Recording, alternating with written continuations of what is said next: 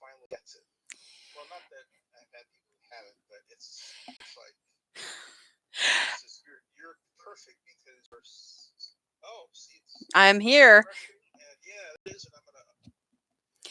Hey, everybody. My name is Jessica Dwyer, and is evident from me is I am not Zennie, but I am joining the crew here at Zennie62, and I want to say hi to y'all and let you know a little bit about me. As you can see, I'm sort of a geek, and I have a kind of a sickness when it comes to collectibles. It's just how it is. But I'm going to be doing a lot of entertainment reporting for Zennie. I'm going to be giving you guys some really cool stuff, and he's watching like the god man that he is. So as we test this live run, and as you can see, this is not rehearsed at all. But I hope everything's going well for you all, guys. And if you have any questions or any comments or anything, please feel free to leave them. I'm more than happy to answer questions. I'll give you a little bit of info about me. I've been writing and working in the entertainment industry as a reporter and writer for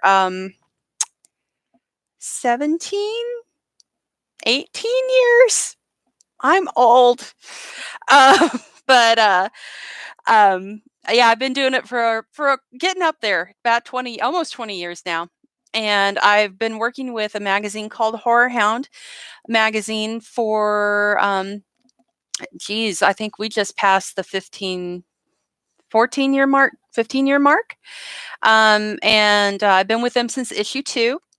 The first interview I ever did was with Simon Pegg, and that lasted for about 45 minutes, and talked to him while he was in England.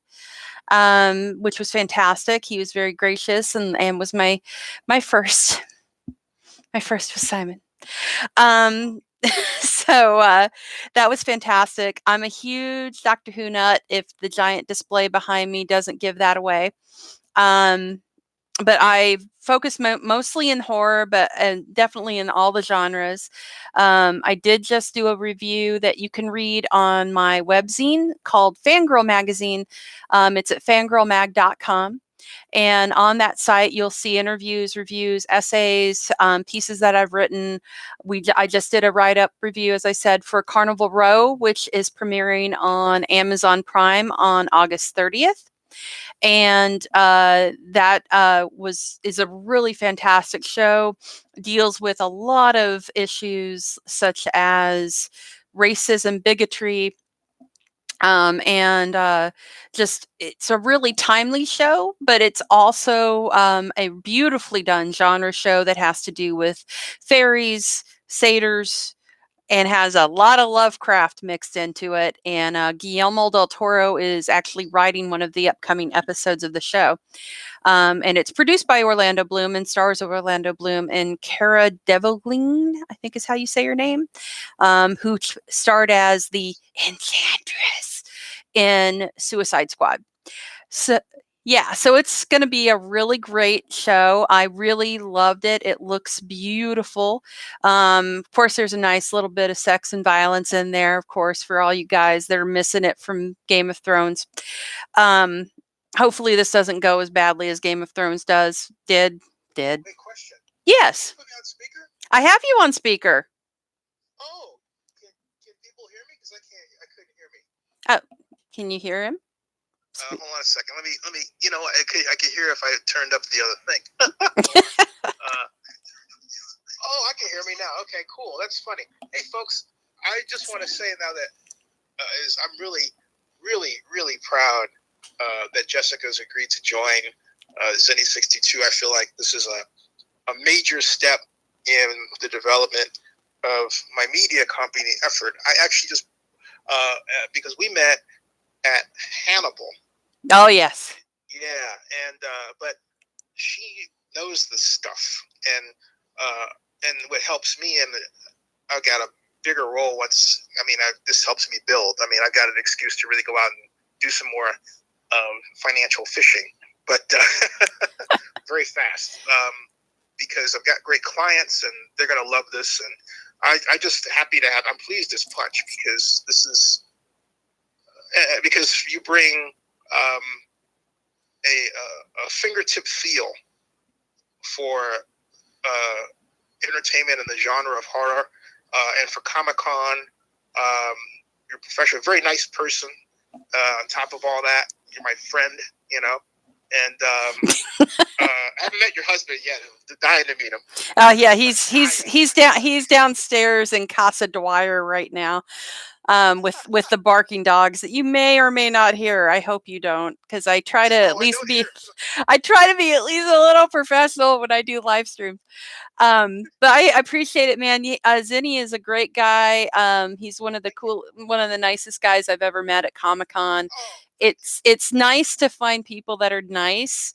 It's rare sometimes in the writing circles and reporting circles to find people that aren't kind of bitter and jaded, I guess. I try not. Why are they that way? I don't know. It seems like, to me, when I do interviews, and the way I try to go about it is that I feel like this person doesn't need to give me their time. They don't owe me anything.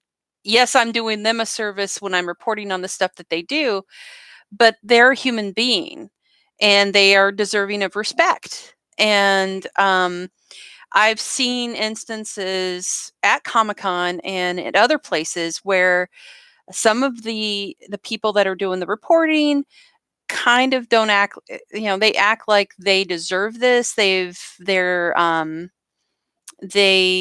just treat people like meat. And you can see like evidence of this in a lot of YouTube videos out there. There's one that's a compilation of this one specific guy from the UK that's like a legendary dick, to put it mildly. And he's actually had, like, Quentin Tarantino got in an argument with him. Because the guy was just being a jerk, and he it's like he does it because he thinks it gets him. Well, he's got notoriety, but it's not the kind of notoriety I would want. Is this the same guy that did that to Robert Downey Jr.? Yes, it's the same exact guy. That guy's a jerk. And and he does this, like, he goes out of his way to do it, and that's not how I operate. I just was talking to some. I'm working on a project right now that Zennie has actually covered before, called In Search of Darkness, and we're doing another one called In Search of Tomorrow. And these are massive documentaries that cover the 80s genre, the horror genre, and the sci-fi genre. The new one's In Search of Tomorrow, of course, it's covers sci-fi. And we were just talking in our group, which is our advisor circle, which is a really neat thing that I'll do a video about later, to give you more detail about it, because I think it's something that you may be interested in. And it's innovative and new and really fantastic. But we were talking about. I agree. Thank you. We were talking about how basically the advisors are people that want to learn about what we do, and the ins and outs of making a film, and also insight into being a writer and doing coverage. And I've been doing this, as I said, a long time, because I'm 100 million years old, and so I feel it. I'm not gonna lie.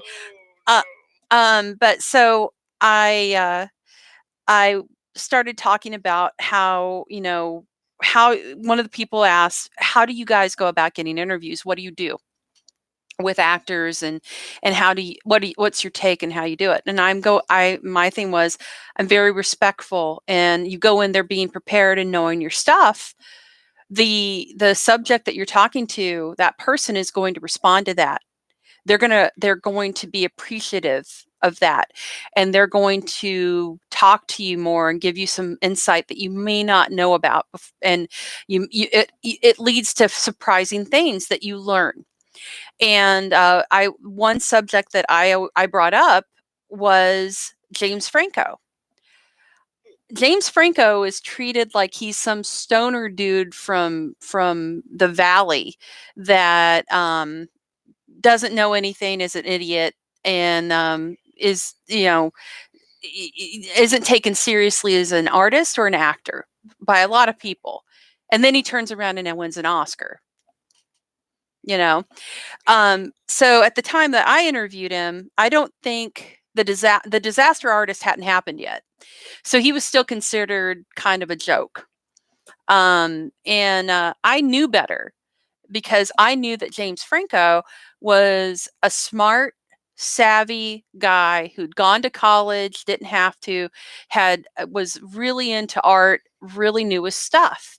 And the film that he had made was a movie that he wasn't the star in, but he was in it.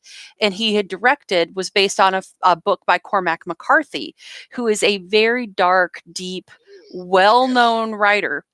Yes. And this book was a story about this guy who's like a degenerate, off the grid. He murders people. He has sex with corpses. He's just this. It is a dark and jacked up story. Of course, it's Cormac McCarthy. This is the guy that wrote The Robe, where you eat a baby to live. It's like, this is not known for the light reading.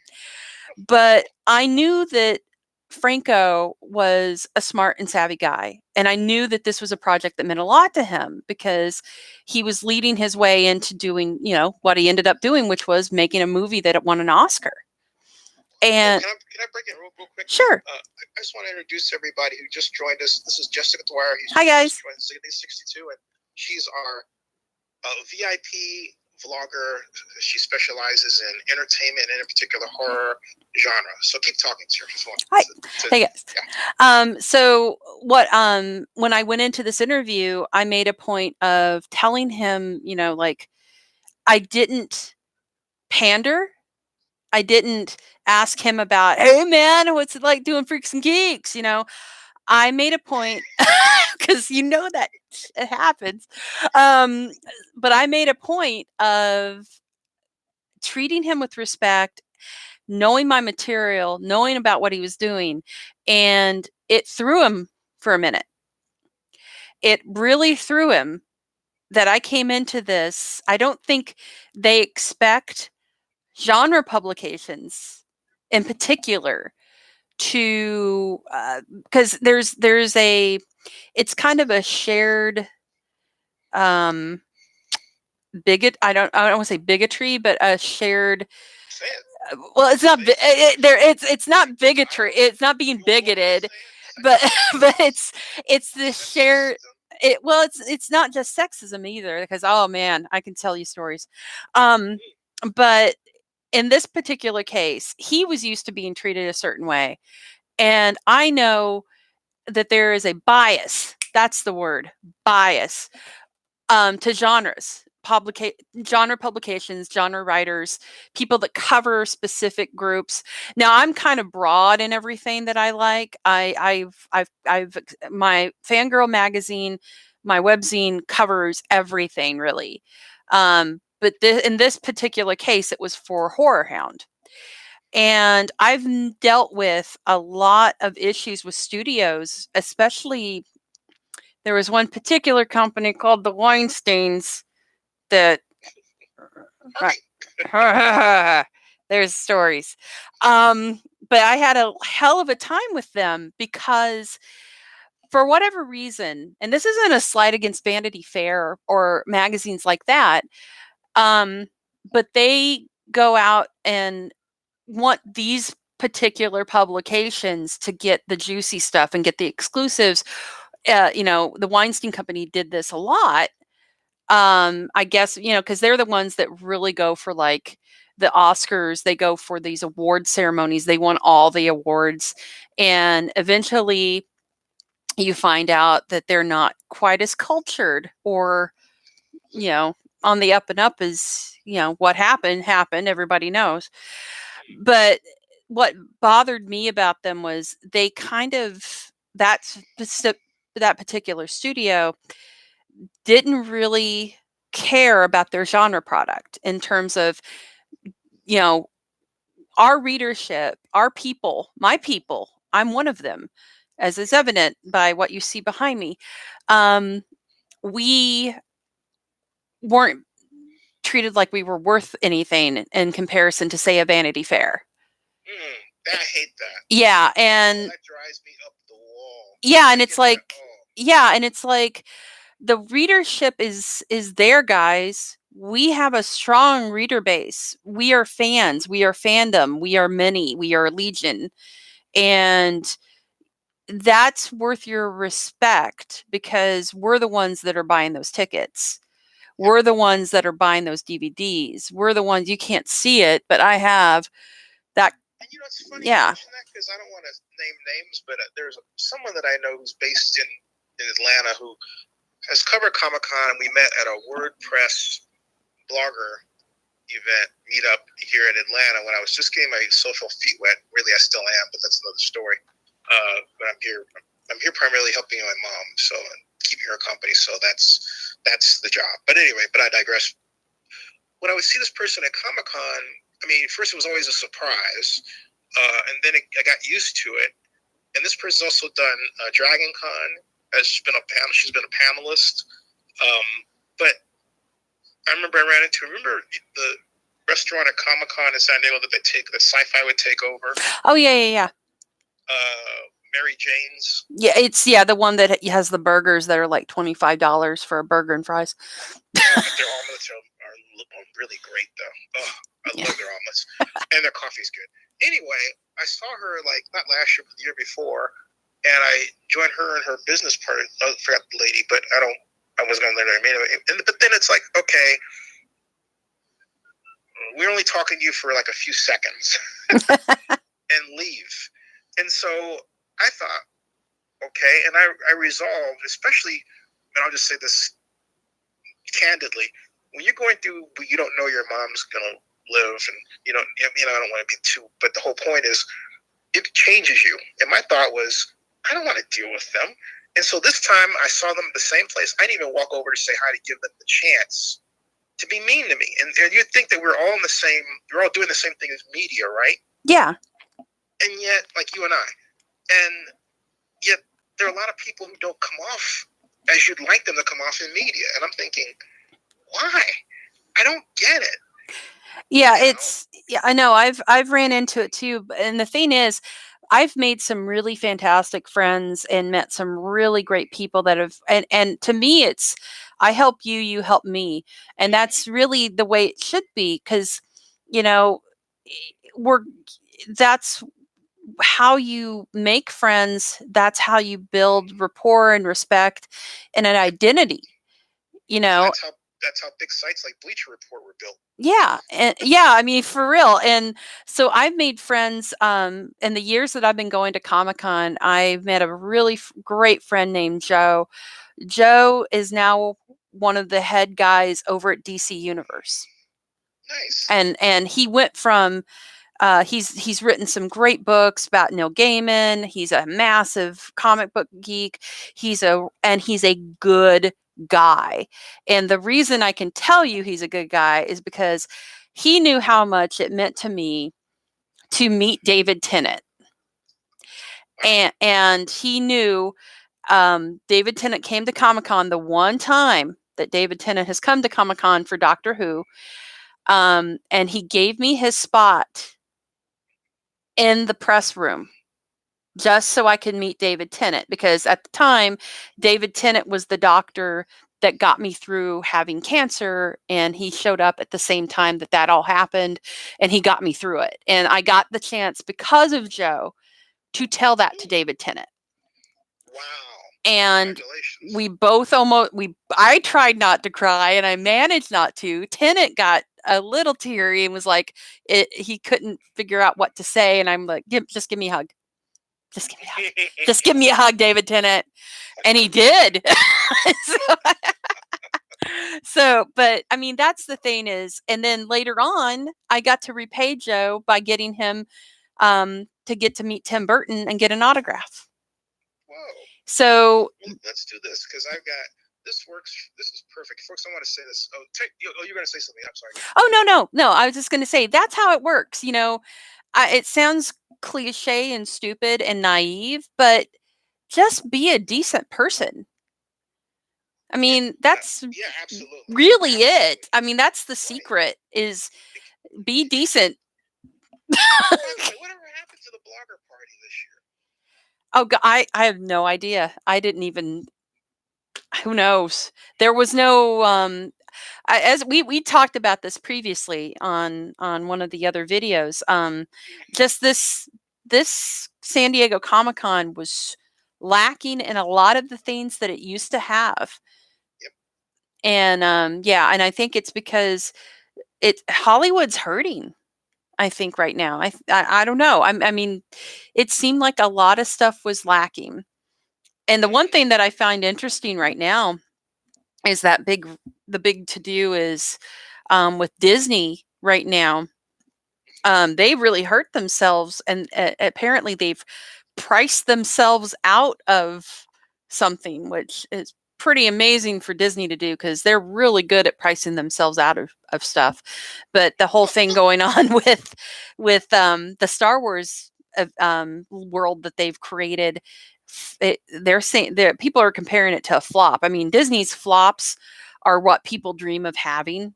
So I don't know. Galaxy's Edge. Yeah, Galaxy's Edge. Everybody's visiting?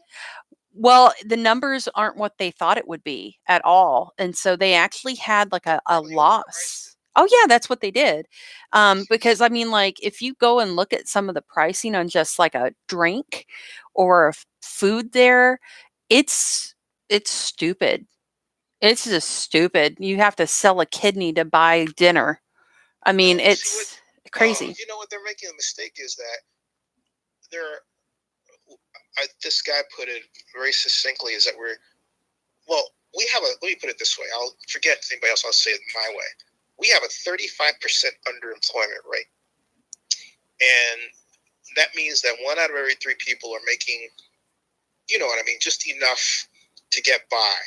And that's unprecedented. And so at this time, you can't overprice people. You have to have some financial sympathy for what they're going through. Well, it's like, it's like right now I have friends that were working for Loot Crate that are now gone. They don't have jobs, and they live in Hollywood in LA, and now they've got to find employment in a area that's just already oversaturated with those kind of jobs, and find their way and start all over again. Loot Crate was around for a number of years, but again, Loot Crate didn't. It's one of those things. With Loot Crate, I think they just didn't follow what was happening in the industry that they created, which is funny but true. Those loot boxes that people are paying for now, Walmart has their own that they do based on specific things. Like there's an Atari box and there's a Nintendo box and there's a Game of Thrones box. But Loot Crate didn't follow that trend, and their quality just went down. It's like, ooh, you gave me a T-shirt. Oh my god! Hey, let me do this. I'm gonna give you space and talk about Fangirl. Oh, thank you. And what's coming up. And you can stop when you want to, but I'm gonna send you something while you're doing that. If you know what I mean. Okay. And I need to tend to family matter right now, and I will talk to you when you're done. Can you give me a call? Sure. Awesome. Welcome. This has gone better than I thought. Woohoo! All right. Yay! Thank you. Okay. All right, guys. So really quickly, I'll just wrap this ramble up that has turned into a massive ramble. And I really appreciate you guys tuning in. I see a few of you flickered in and out, and I just really appreciate it. So Fangirl is my baby. Fangirl Magazine is my online webzine. I have an online webzine. I have a radio broadcast, and I have a YouTube channel. If you look up Fangirl Magazine, you'll see a red, black, and white logo, and that's me. And you'll get to see really awesome interviews on camera and reviews as well. You'll see the Fangirl Cave Alpha, which is what this is. not just for guys. I have my own cave. So anyway, if you go on that website, or I'm sorry, that YouTube channel, you'll find interviews that I have conducted with guys like Wes Craven, Benedict Cumberbatch. I've had the three main leads from Supernatural now, Misha Collins, Jared Padalecki, Jensen Ackles. I had just recently Mark Singer from V, Kenneth Johnson, the guy who made V. So it's filled with really cool stuff. Also, I have Fangirl Radio, which is coming back. It's had a hiatus because of life. And so that's coming back. We have really great guests on that show. Right now, I'm trying to work on possibly getting Ben Kingsley, Sir Ben Kingsley. We'll see if that happens. And then also, I've had previously on there Matt Smith, Benedict Cumberbatch, Vincent D'Onofrio, when he did a horror musical, was on our show. Most of the cast of The Walking Dead have appeared on there. Greg Nicotero's been on there. Kit Harington from Game of Thrones showed up. So I've had a lot of really cool guests on Fangirl Radio. One of the fun things that we did that I wanted to do this year, but I think I ran out of time to do it properly. We have done a trilogy of Halloween specials that were audio plays, fun craziness. The last one had Mark Meir, the voice of Commander Shepard from Mass Effect, was our villain. And Doug Jones showed up in a cameo as Doug Jones. So that was a Scooby-Doo mystery episode that we did for our Halloween special, and you can listen to that. We're available on iTunes and SoundCloud. And I've actually converted those into videos for YouTube, so you can listen to them on YouTube as well. So check out Fangirl Radio, check out Fangirl's YouTube channel, Fangirl Magazine on YouTube. And the webzine, as well as I said, we just did a review. I did one for Carnival Row, and I did a write-up on the history of Doctor Who video games, if you're a Doctor Who fan. And that is because Doctor Who is getting ready to release one of the biggest video games they've ever had for it, called Edge of Time. And that is a VR virtual reality game that will be available on Steam as well as the PlayStation.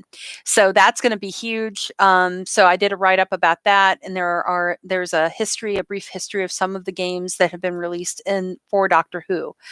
So yeah, I hope you guys like my stuff. I try to do a lot of variety. I'm working myself to the bone also, as I said, with the Fangirl stuff, Fangirl Magazine, fangirlmag.com. I'm also working on, as I said, In Search of Tomorrow and In Search of Darkness. Those are coming out. Well, In Search of Tomorrow won't be until next year, but In Search of Darkness hopefully is going to be making it this year. It should be. And I also write for Horror Hound magazine. So if my name looks a little familiar, that may be because you've been reading us in Horror Hound. And we will be having a convention next month that you guys can come to. Go to horrorhoundweekend.com to find out all about that. We're going to have one of the biggest Scream reunions ever. So that's going to be fantastic, and a lot of cool stuff, including Henry Rollins on stage doing his spoken word. So with that, I hope you guys like this ramble. This has been a great time. I'm really excited to be a part of Zennie62. I hope to bring you some really cool stuff, really cool content, reviews, thought pieces. What you guys want, let me know what you want me to do for you, coverage wise. Like I said, I specialize in horror, specialize in genre, specialize in sci-fi. Got a lot of cool people that I know, and I can bring them to you. So that's the plan, and I hope you enjoy it. So stay tuned for more from me on Zennie62. This is Jessica Dwyer signing off. Thanks, guys. Thank you again for coming in.